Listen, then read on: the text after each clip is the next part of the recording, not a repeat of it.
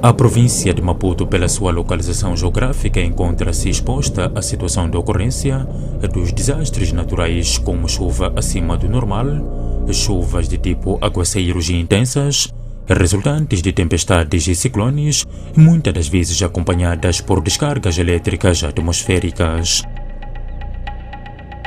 Nos últimos anos tem-se verificado uma subida substancial de nível de ocorrência de descargas elétricas atmosféricas na província de Maputo e no país em geral, como resultado das mudanças climáticas. A morte por descargas elétricas atmosféricas na província de Maputo verifica-se em quase toda a região, em particular nos distritos de Matutuine, Boane e Manhissa. Passou um senhor chamado Mafala. Estava a chuvescar um pouco. Disse, como está a chover, estou a pedir para entrar na cozinha para eu esconder. Então entrou na cozinha, de repente passou um outro tio chamado Eusébio. Disse, entra lá para nós não apanhar chuva. Então entrou, os dois senhores entrou na cozinha. O meu marido também estava ali na cozinha. De repente saiu porque já estava a fazer muita chuva. Então era para tirar a água que estava a despejar-se ali.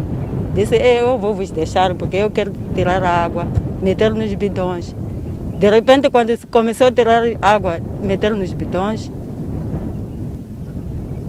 apareceu trovoada, aqueles senhores caíram no chão e o meu marido deixou de tirar a água. Quando foi na cozinha, foi encontrar aqueles senhores que já perderam a vida. Já é a segunda vez. Primeira? A primeira vez matou um senhor e um avô que viviam lá em cima.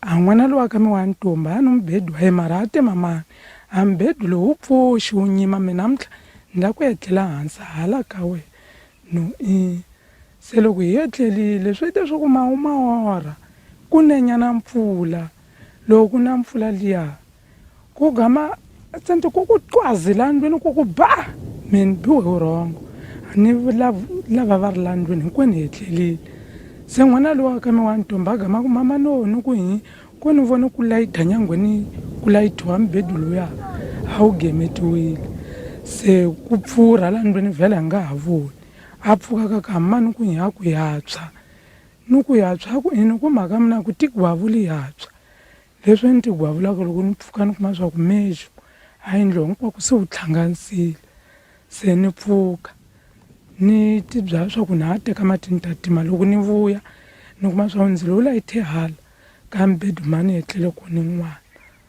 loko se ni la ku nghena kuma swa ku para hi huma ntirho vo va humile mi loko ni tlakula n'wana ni yo gama ni tshwa ni n'wana luya se leswi swi nga fambisa swo ku va vhela ku tshwa hinkwaswo a ku zanga ku hume nchumu.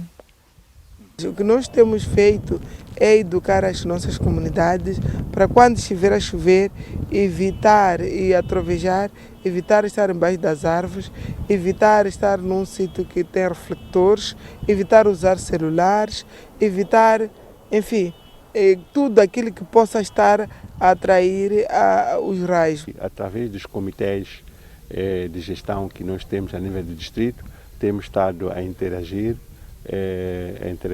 que é para evitarmos situações desta natureza. Temos feito um trabalho direto com as nossas comunidades, com os nossos comitês, para fazer perceber às populações, às comunidades, quais são as medidas, sobretudo a questão de proteção das casas e evitar estar quando há uma situação de descarga, estar debaixo das árvores, é extremamente perigoso.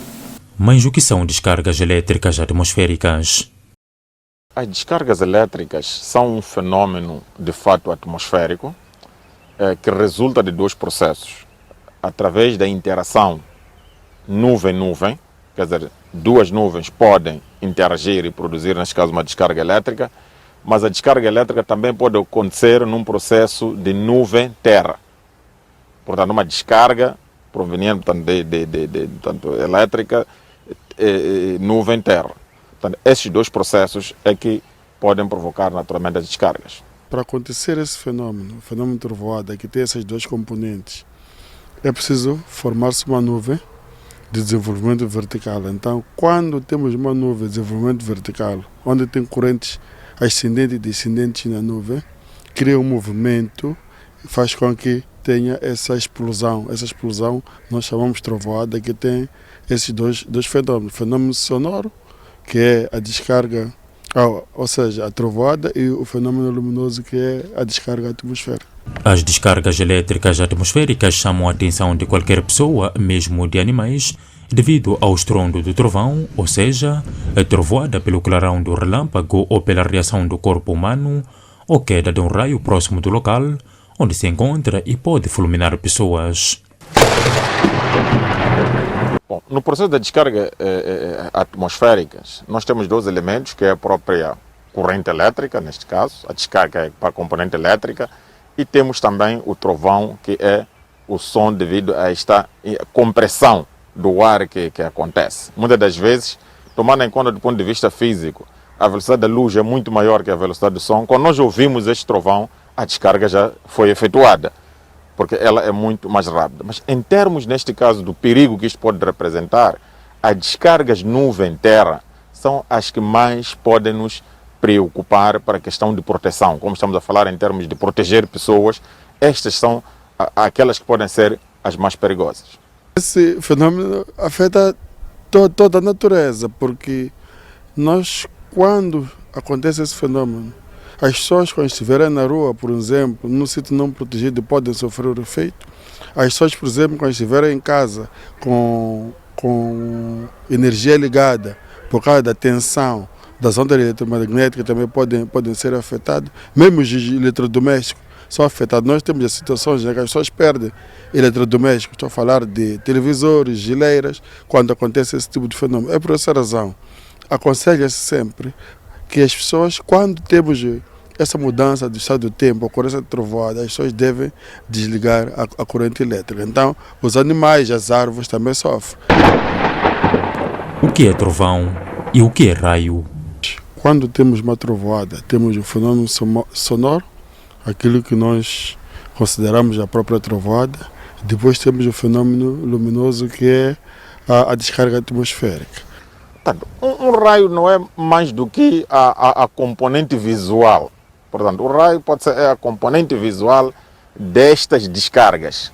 Portanto, há luz, neste caso, que é libertação, neste caso, de energia, que algumas vezes pode estar acompanhado por som, neste caso, mas o raio é a componente visual da descarga elétrica. Portanto, a luz em si há uma componente, é radiação, mas há uma componente desta radiação que está num espectro chamado visível.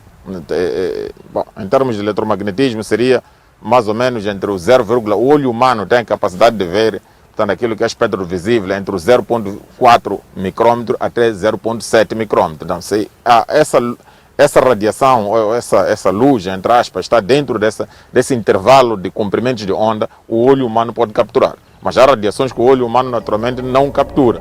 Como se formam as nuvens que provocam as descargas elétricas, vulgo raio? A formação das nuvens é um processo natural que está dentro daquilo que se chama ciclo hidrológico, a partir da evaporação ou evapotranspiração, portanto, das massas de água ou mesmo das plantas, das florestas. Portanto, o vapor de água, que é a água no estado gasoso, entra na atmosfera. À medida que essas partículas vão se resfriando, porque as partículas vão subindo, neste caso, há condensação. Portanto, há uma passagem, neste caso, do estado gasoso para o estado líquido, temos condensação. Em casos muito profundos, podemos até passar para o estado sólido, que são partículas, neste caso, de gelo. Então, aí formamos, neste caso, a nuvem, na verdade, é um conjunto, pode ser um conjunto de gotículas ou pode ser um conjunto de cristais, neste caso, de gelo. Estas nuvens movimentam-se por causa de quê? Movimentam-se devido às massas do ar. Portanto, as massas do ar, o ar, neste caso, vai transportando-lhes. Também, por outra vez, elas evaporam, porque a tendência é que essas partículas tendem a cair, a temperatura aumenta e elas evaporam. Há vezes que a nuvem evapora mesmo antes de chegar à superfície, então, por isso que algumas vezes nós vemos que o céu tem nuvens, mas não ocorre chuva. E para acontecer a chuva é necessário que também o tamanho das partículas seja suficientemente grandes para que portanto, ocorra neste caso a precipitação. Na época chuvosa temos a zona intertropical, que desce para o hemisfério sul e entra para Moçambique, até cerca de 18 graus, atingindo as províncias do centro e norte do país. Então, essa zona é uma zona que, naturalmente, a zona centro e a zona norte, com muita propensidade, não porque na zona sul não ocorre sim, mas muito mais propensa, neste caso, à formação, neste caso, de raios, de relâmpagos e raios, que muitos desses anos, nos últimos anos, têm estado a vitimar muitas pessoas. Na região da Alta Zambeze, onde temos sempre a formação de sistemas de desenvolvimento vertical. Então são zonas que durante o dia aquece e no final do dia sempre temos aquela explosão e ocorrência de chuva. Acontece também para a vivência de Niassa, Nampula, Cabo Delgado, também por causa da influência da zona de convergência intertropical. Os raios ou relâmpago caem nos pontos mais altos e que procuram encontrar o menor caminho entre a nuvem e a terra, por exemplo, árvores altas, torres de energia elétrica e de igrejas, edifícios altos, antenas, bem como de televisões. As descargas elétricas atmosféricas são um fenômeno natural totalmente imprevisível, tanto em relação às suas características elétricas, intensidade da corrente, tempo de duração e efeitos destruidores resultantes da sua incidência sobre os pontos mais altos. As descargas elétricas atmosféricas têm sido uma preocupação secular das comunidades tradicionais desde a sua percepção sobre a origem e a ocorrência, chegando mesmo a interpretar este fenômeno como sobrenatural e supersticioso. E dentre as várias versões apontadas pelas comunidades, para se proteger dos raios destacam-se as seguintes: existência de pessoas que detêm os poderes de uso de descargas elétricas atmosféricas para fins obscuros. As medidas tradicionais de proteção contra as descargas elétricas atmosféricas variam de região para região em todo o país, dos hábitos e métodos de proteção que impedem a queda do raio. Também algumas comunidades conhecem as árvores que atraem a trovoada e as que não têm uma atração para o raio devem ser plantadas no interior do quintal. Essa planta que nós indicamos aí tem duas formas de usar. Defende a trovoada quando você pôr dentro da casa, quando tem aquela planta dele, que é o filho. Depois, quando não tem, usa tronco dele, construir a casa. Essas são casas. E esse exatamente. As pessoas mais velhas têm certas árvores que dizem, é o que em português não estou a perceber, xoxo.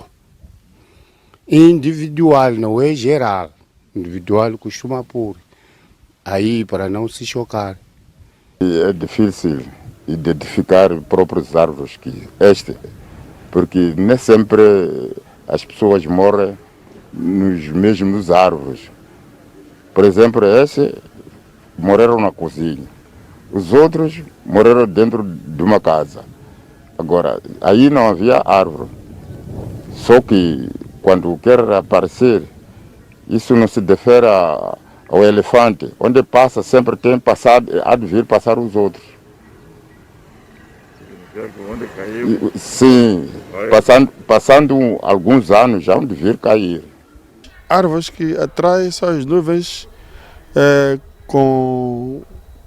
de maior dimensão, digamos, né?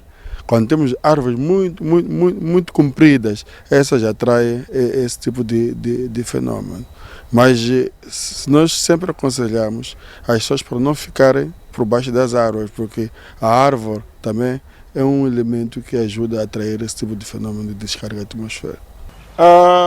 Em termos tradicionais é um bocado difícil. Há muitas lendas que são ditas, já até plantas que são ditas que repelem o raio, mas eu não tenho evidência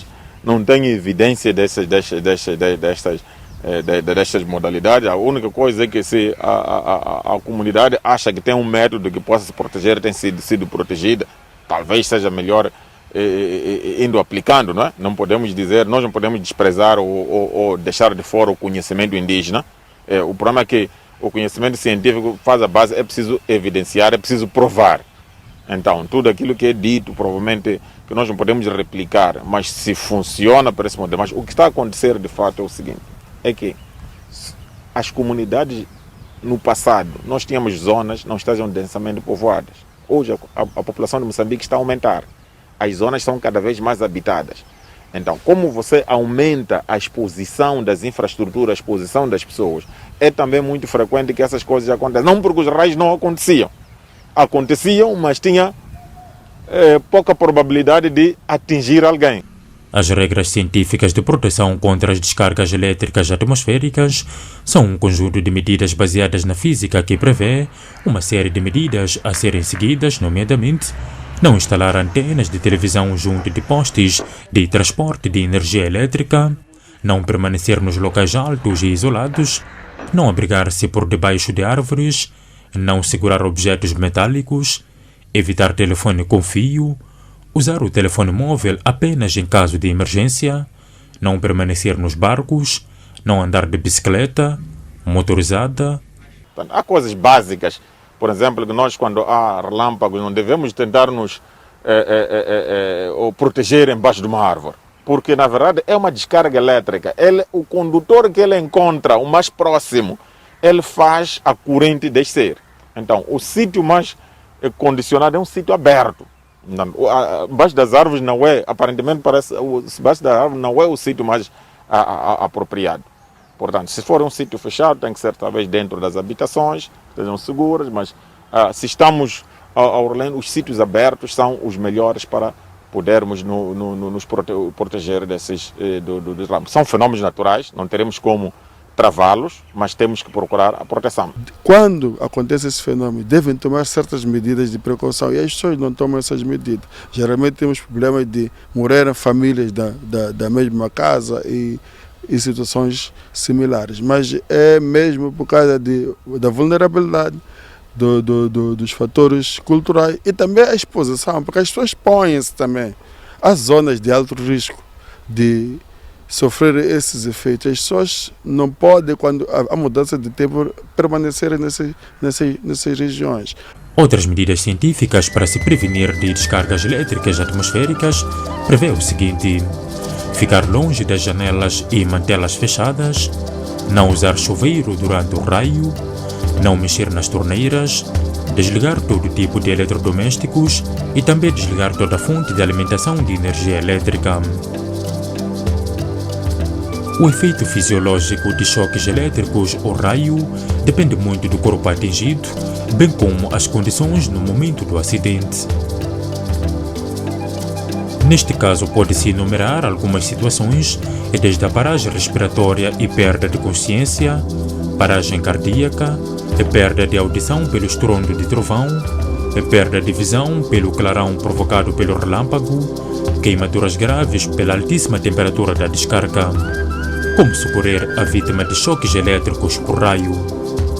Uma primeira medida que as pessoas que forem a correr a esta situação é retirar a pessoa, a vítima, do local onde aconteceu o acidente e colocá-lo numa posição com segurança e tratar de imediatamente conseguir verificar se a pessoa está consciente. Se a pessoa não estiver consciente, mas estiver a respirar, colocá-la numa posição deitada de lado para que esta pessoa possa continuar a respirar sem um impedimento.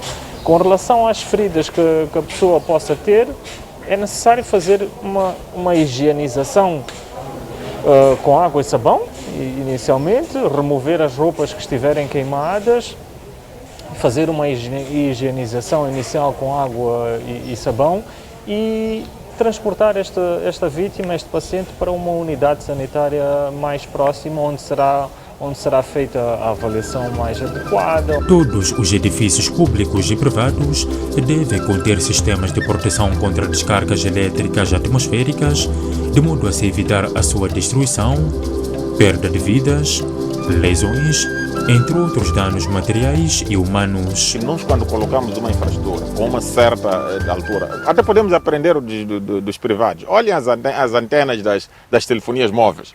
Tem alturas, mas raramente ouvimos dizer que uma antena, pode acontecer, não? Dependendo, uma antena de uma telefonia móvel foi destruída. Acontece, mas não com muita frequência. Por quê? Porque aquelas infraestruturas estão protegidas.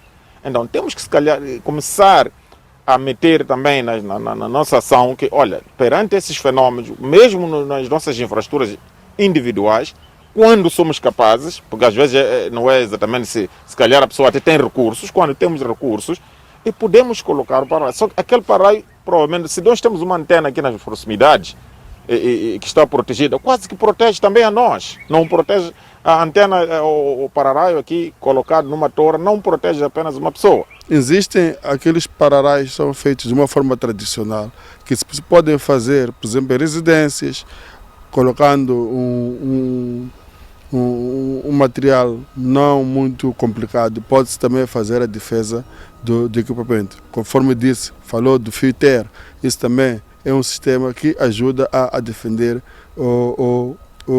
os edifícios, porque quando tens o fio terra, a descarga toda eletromagnética ela vai para a terra e não afeta o sistema elétrico.